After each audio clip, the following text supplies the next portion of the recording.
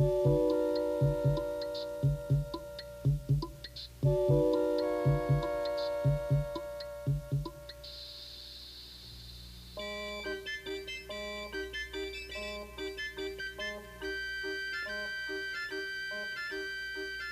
picnic near the lakeside in Chicago is the start of a lazy afternoon, early one October. We begin with a scene 1 meter wide, which we view from just 1 meter away. Now, every 10 seconds, we will look from 10 times farther away, and our field of view will be 10 times wider. This square is 10 meters wide, and in 10 seconds, the next square will be 10 times as wide. Our picture will center on the picnickers, even after they've been lost to sight. 100 meters wide. The distance a man can run in 10 seconds. Cars crowd the highway. Power boats lie at their docks. The colorful bleachers are Soldiers Field. This square is 1 kilometer wide, 1,000 meters. The distance a racing car can travel in 10 seconds. We see the great city on the lake shore. 10 to the 4th meters, 10 kilometers. The distance a supersonic airplane can travel in 10 seconds. We see first the rounded end of Lake Michigan, then the whole Great Lake. 10 to the 5th meters. The distance an orbiting satellite covers in 10 seconds. Long parades of clouds, the day's weather in the Middle West. 10 to the 6th, a 1 with 6 zeros, 1 million meters. Soon the Earth will show as a solid sphere. We are able to see the whole Earth now, just over a minute along the journey. The Earth diminishes into the distance, but those background stars are so much farther away that they do not yet appear to move. A line extends at the true speed of light. In 1 second, it half crosses the tilted orbit of the moon.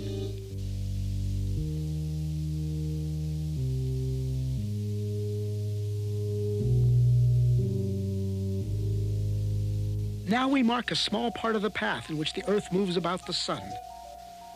Now the orbital paths of the neighbor planets, Venus and Mars, then Mercury. Entering our field of view is the glowing center of our solar system, the sun, followed by the massive outer planets, swinging wide in their big orbits.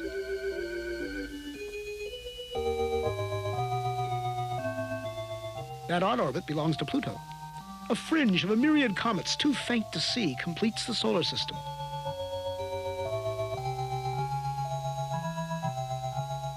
Ten to the 14th.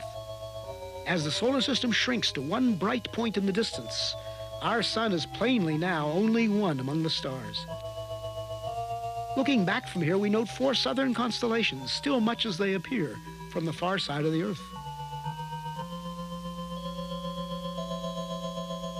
This square is 10 to the 16th meters, 1 light year, not yet out to the next star. Our last 10-second step took us 10 light years further. The next will be 100. Our perspective changes so much in each step now that even the background stars will appear to converge.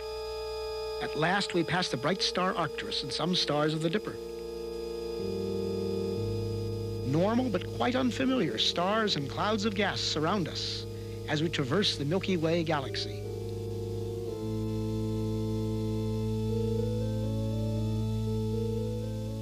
Giant steps carry us into the outskirts of the galaxy. And as we pull away, we begin to see the great flat spiral facing us. The time and path we chose to leave Chicago has brought us out of the galaxy along a course nearly perpendicular to its disk.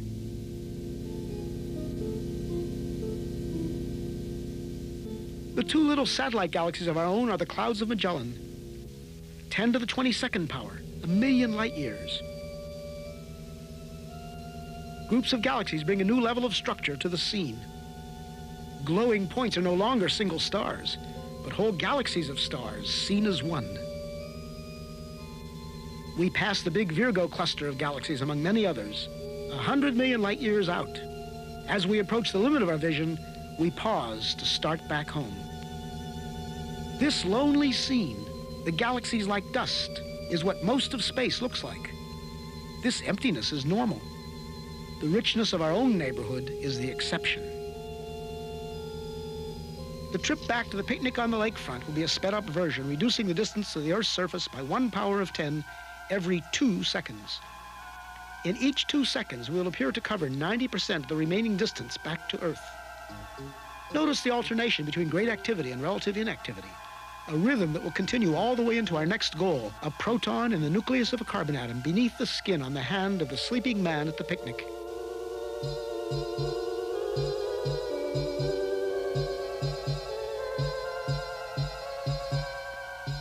Ten to the 9th meters, 10 to the 8th, 7, 6, 5, 4, 3, 2, 1. We are back at our starting point. We slow up at 1 meter, 10 to the 0 power. Now we reduce the distance to our final destination by 90% every 10 seconds, each step much smaller than the one before.